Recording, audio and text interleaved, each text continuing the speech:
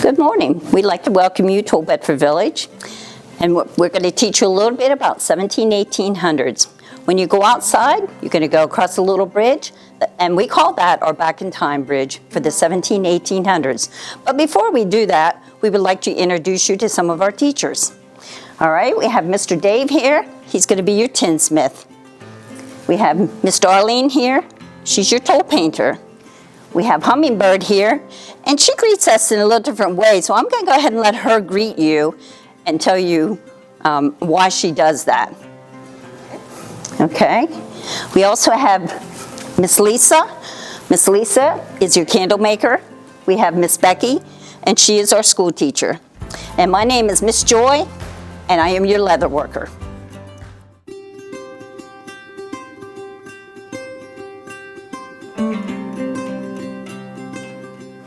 Hello, welcome to Old Bedford Village's gift shop. We have a variety of items here that the children can pick from. Everything is affordable for them. I will just show you a few of the things that we offer. We can start with this way. Of course, everybody likes our bubble gum. These are like our tin punches that the children can do. We give them a nail and everything that they can take home and do for them. And this is our Old Bedford Village coloring book of the different houses and all that we have out here in the village.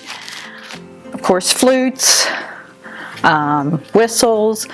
These are a good seller. The bracelets, like for the girls, they like those very well. Necklaces.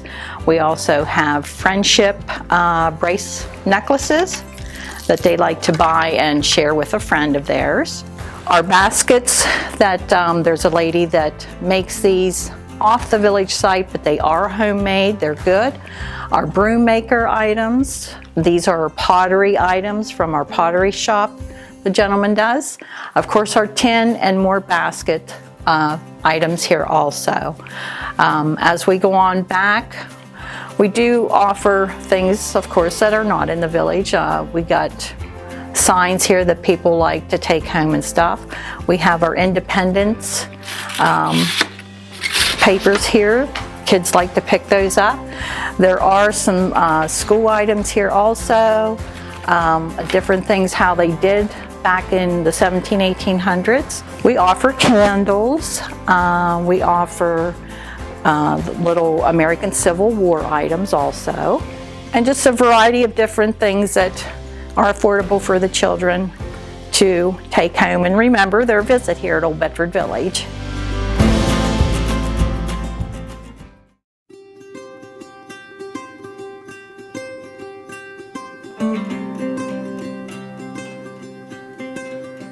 Good morning. Welcome to Old Bedford Village. My name is Darlene Brick, and I do the toll painting at the village. And toll painting means painting on tin. As you can see, I have everything laid out in front of you. So you're going to pick some colors and some symbols, and then you're going to paint it on your tin. Now, if you want to look over here, I have some things on the board so you can see what I mean. These are all the colors that you can use.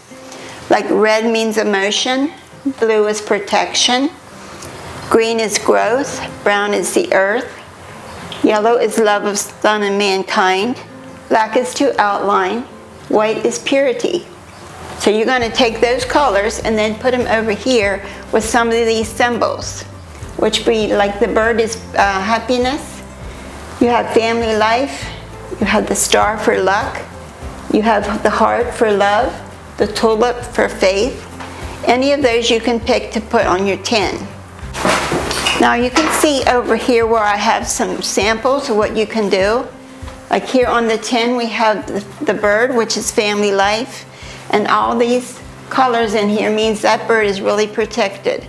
It has emotion, it has protection, it has growth.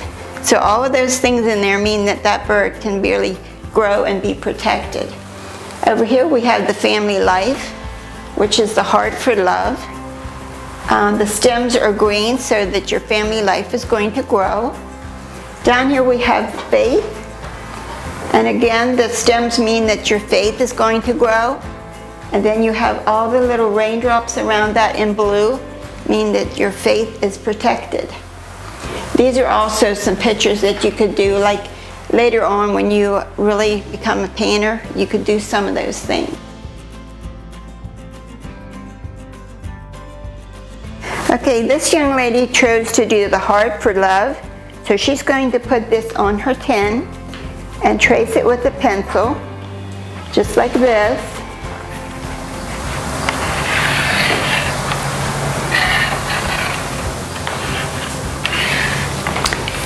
And then she's going to paint it, and she's going to pick red for the love of the heart. So she's going to start to paint like this. And you have to spread your paint out so it's not one big mess, because it's hard to dry that way. And you are going to take these home with you today.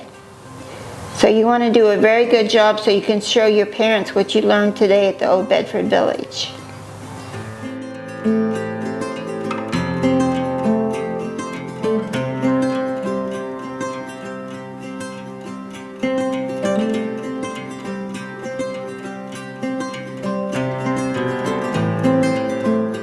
Okay, let's go ahead and make the stems on this so that the family life will grow. Just make sure you don't have all the paint in one place. Just keep spreading it out.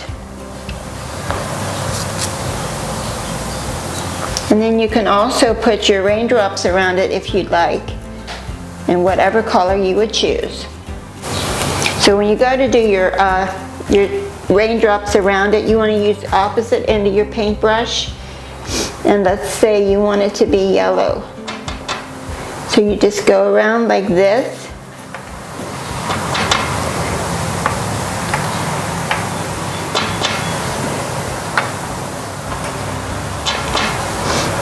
And that's like sunshine. You want your family life to be happy and sunny. And you just keep going around.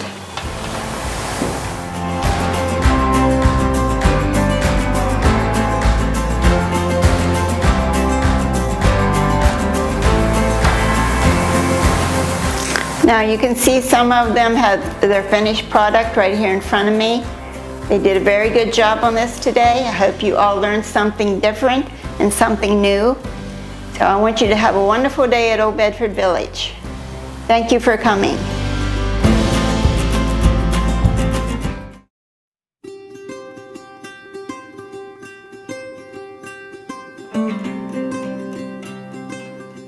Well, good day. Welcome to the tin shop. A tin shop is where craftsmen would work with tin plate. Tin plate was a metal that was thin, that was created from wrought iron and tin that was coated to keep it from rusting. So it's soft enough to shape by hand where you can make round cylinders, trays. And then what we do in this shop is tin piercing. And tin piercing is a decorative form of tin work. It puts holes in it. So in this lantern, what it's going to do when you light a candle inside, the light will come out. This is a Pennsylvania barn lantern, very popular in the 18th and early 19th century. But what you do with the craft is you'll get to pick a design. We have several designs. We have hundreds of them. This one here is a simple pig, very popular amongst the kids. So you'll get a mallet and a board, and you'll get a nail, and you'll put your nail on a dot, and you'll pierce through that dot there. On your craft, it'll come out through the back side, just like so. And then when it's all complete, and you take the paper off, it'll look like this. We have all kinds of different tools for different periods of time in here. A lot of the tools, there is some hand-working tools. We have compasses and shears. They use set-down hammers for like doing the edge on a coffee pot on the bottom. Swedges. And the stuff was all for the handwork. But if you come into some other parts of the shop, we have items that were the beginning of the Industrial Revolution. Things were coming around, folders and brakes. And we have rollers for making things round, like cups and pot shapes, and shears for shearing off tin. So the project is liked by a lot of kids. We have a lot of kids that want to do this craft, it's a lot of hands-on craft. It's fun. It makes a lot of noise. As you can see, when I was tapping metal, we'll get 25 kids in here at one time pounding holes through tin. So if it is a craft that you get to do with your school when you come here on your field trip, it is very enjoyable, and no one goes away unhappy with this one. And have a good day.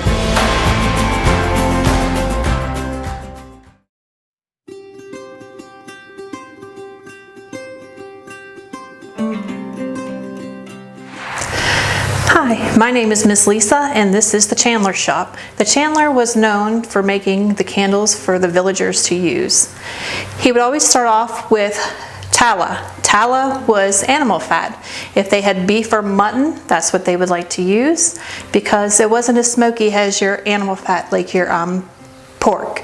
Pork would be smoky, and the candles being made of the fat were very dim. They didn't give off much light, and they would smell rancid because over the months of having the candles made of the animal fat, they would smell rancid. So your house didn't always smell as good as you did today, the candles that we have. You would melt your tallow. They would put it into the trough over here. And you would start off with your wick. They like to use the cotton wick, because cotton would burn. You wouldn't have to keep trimming it like you would like your flax. So that's why they would like to use cotton, so your candles would burn evenly. And they would place the wick over the board, the slat, and they would dip it. And it would take about 30 to 35 dips to get your candle that you will use today during the class to dip and take home for yourselves. And you can see with each dip, you get a layer of wax. So depending on what size somebody wanted, you could make smaller ones, larger ones. And if you weren't able to have a chandler to dip candles, you could always melt your fat at home, and they would use the molds. They would put the wicks in and pour the fat in and let them set up, and then you would have your candles at home. Or they would boil the fat, the tallow, in a large kettle, and they would hand dip them at home if you didn't have or couldn't afford to buy from your chandler. So, and usually the lady of the house would make candles once a year, and she would have to dip enough to last her through to the next year. So they would save the fat, and they would just keep waiting till that time in the fall when they needed to make them, because they make candles to last them through the winter months because the days were shorter and they would use more than they would in the summer months. So that's usually when they would make their candles, in the fall. Most of the candles were made out of fat, but if you were lucky enough to come across a beehive, they would use the wax from the beehive, the comb.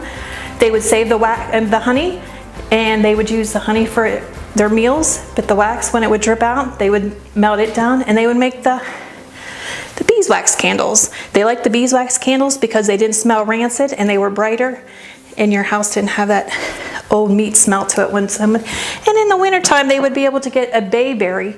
A bayberry grew along the coast in the sandy regions, and they would boil those, and it would form a wax on top. And that was the only known scented candle at the time, and they usually used those at Christmas, because when you had people coming to visit you, you didn't want your house to smell like the rancid meat. They wanted it to smell good, so that's why they got the bayberries, if you were lucky enough to live along the coast.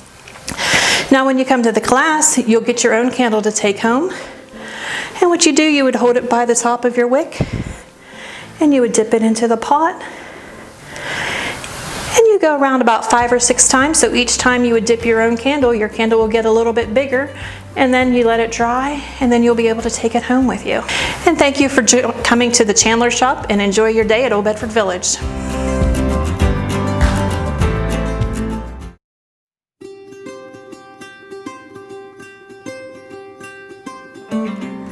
We'd like to welcome you to our little general store here. Back in the 1800s, after you had a trading post, you went into a little general store. Our little general store is where you would buy everything that you needed, whether it was your thread, your material, glasses, tools for everyday living, seeds, things like that. We also have a post office. They would only come maybe like 2 or 3 months at a time to pick up their mail. But while they were here picking up their mail, they would try to catch up on all the news all around. So they would sit down, maybe play a little checker game. We have a checkerboard over here that they would They would play a game of checkers just to catch up on that news. Of course, in our little general store here, we had a little candy shop. All right, so if you're coming in from one of your field trips, we encourage you to bring a little bit of money along, because we have everybody's favorite. We have ice cream, we have some little candy, we have some sodas, we have chips, pretzels, and things like that. Now, when you had your general store, they would have like a little ledger. Back then, they would let you have things on time, okay? Where a trading post, it was more like it says, you did more of a trading. But when they went into the little general store, they would let you buy it on time, and they kept a ledger. But like I say, this is where you would come to get everything that you may have needed, and you would also come in to get your mail. All right, we thank you for coming.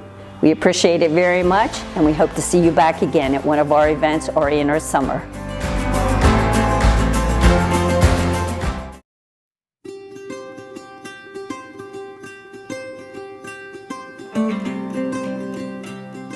Hi, my name is Miss Joy, and we'd like to welcome you to Old Bedford Village. When you came across the bridge out there, that's our back in time bridge, and that's back into 1800s. And today we're going to teach you a little bit about our leather. Leather was very different in the 1800s.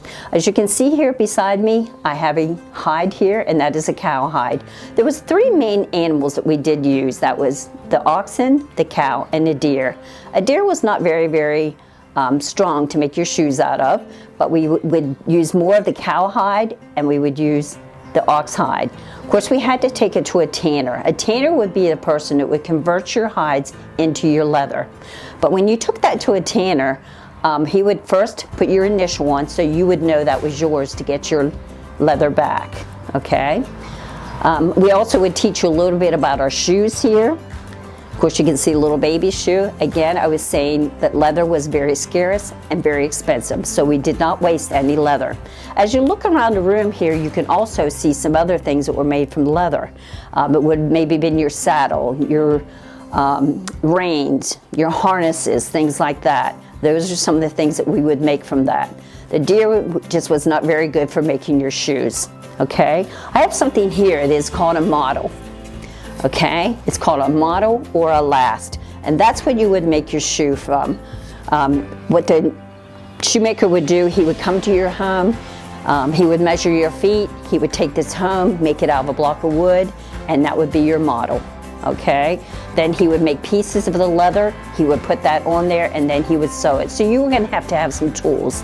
One thing would be a palm iron, that would be to help push the needle through to sew your shoe.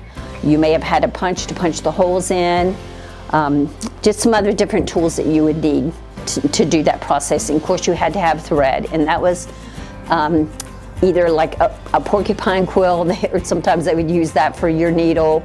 Your hemp was just different type of thread, okay? You can see your shoes are quite different than what they are today, all right? Most of the shoes today are made of maybe like a canvas or something like that. These are made from the leather. If they were going to go ahead and make their own processing, they would have to do, we always call it like our S processing. That would be to skin it, you would scrape it, you would soak it, you would have to scrape it again, and then you would have to have it dried out. And sometimes it would take as long as 6 months to dry that leather out, okay? They would have a vat, and if it was left to be wet, it would rot. So you want to make sure it is dried out. So after we would teach our class, we would try to let the students do a craft. With our leather here, actually we would just take a piece of our leather that was already tanned and done, okay, by a tanner. That hide would be converted into leather. All right, this one here is very soft, and that's actually a deer skin, okay? This one here is actually an oxen, which is a lot stronger. Now the kids, when they go to make a bracelet, this is what we would do. You would just take some steps. The boys would just thread it through. They wouldn't use a bead. If they do want to use a bead, they can do that, but this is what we would do. We would just keep threading it just like this. Okay, and when you got to the end, you would tie that end for the tie-it-on for the kids, and that would be one of ours that we would make. You would need the beads, you would need the leather, we would tie the ends, and then the kids could put them on on their arms, and that's what we would do for our leather class. We'd like to thank you for coming today. We really appreciate that. We want you to have fun anytime you come here. We are inviting you to come back through the summer. There's something for everyone to do of all ages, so we do invite you back. We have special events that are coming up, so we do welcome you back. Thank you for coming.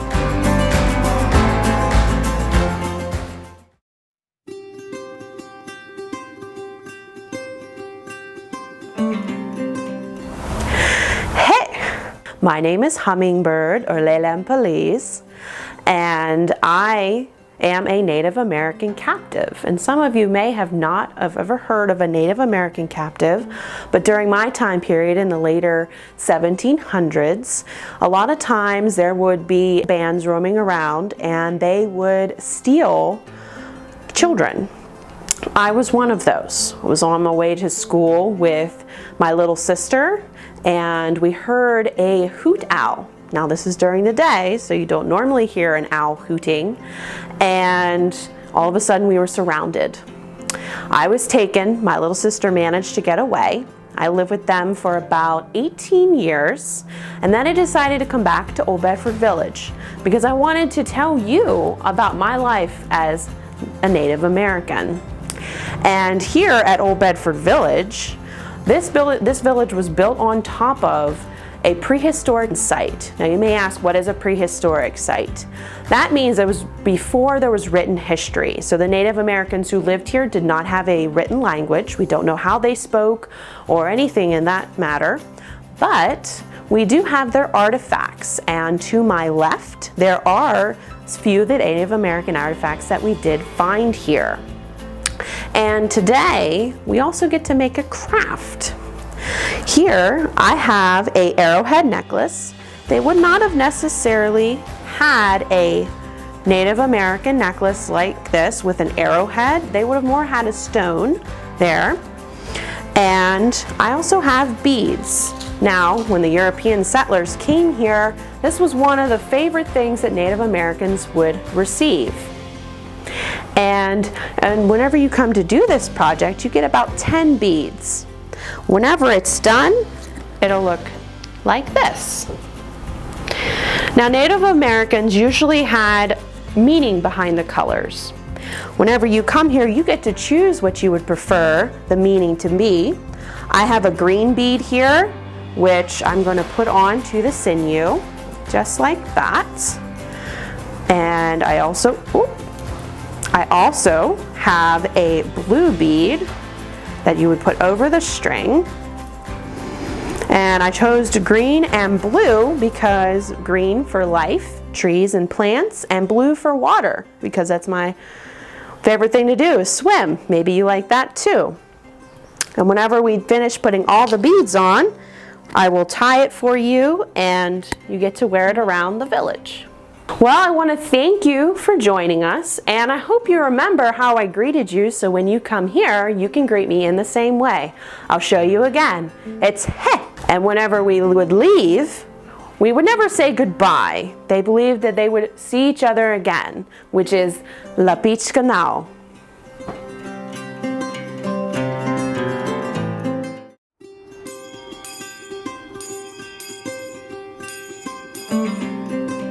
Welcome to Old Bedford Village. You're now in our old time school. My name is Miss Becky. I will be your school teacher today. You will be having 2 classes today probably, so you will have another teacher and another class. But in my class, we are going to do a little project once we finish our little history lesson, and you are going to be writing in an old time way. Can anybody tell me what this is? Yes, it's a feather. There is an old-fashioned word for it. It starts with Q. Yes, it's a quill. And this comes from a chicken. And if you were going to have a Sunday dinner and you had to eat one of your chickens, you would not waste the feathers. You would use the flight feathers, the quill feathers, to make pens. They're sharpened. We have ink, and you will get a little bit of ink, and you will get a piece of paper, and you will be doing a little project. You will be writing perhaps the alphabet. We have the old-time alphabet up here. Now that alphabet is from George Washington's time, but we are using it here to show you the difference. On your desk, you will have a placemat with the old-time alphabet on it. You will have what we would call a paper towel. That is a blotter. We have our old alphabet up here. Whoops. And we're going to say it together. And when we do, you're going to notice that there's a couple letters missing because it is a George Washington's time alphabet. And the letters that are missing are U and J. And we will read this little recipe and you will see how we don't really need those letters. We use an I for a J and a V for a U. And we can get through this.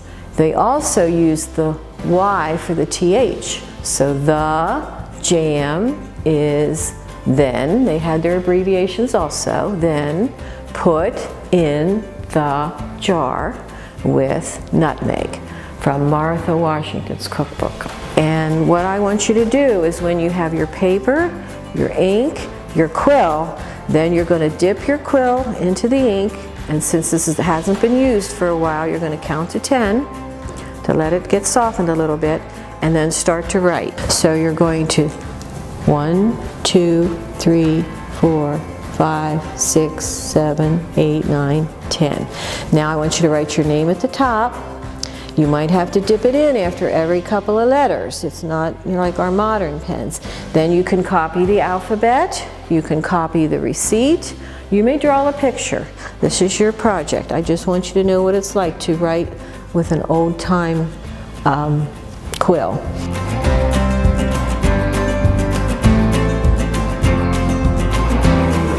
Well, we hope you enjoyed your day with us, and we hope you would come back for some of our other events and through the summer. Thank you very much for coming. Hope to see you again. Bye.